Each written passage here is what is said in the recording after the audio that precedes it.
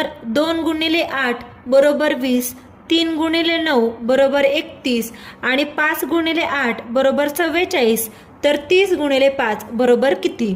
तर अशा प्रकारच्या प्रश्नामध्ये काय करायचं, सर्वप्रथम 2 गुणिले 8 किती येतं, 8 दुनी 16 आणि 16 मध्ये किती मिळवल्यावर 20 येईल, तर 16 अधिक 4 बरोबर 20 येतं.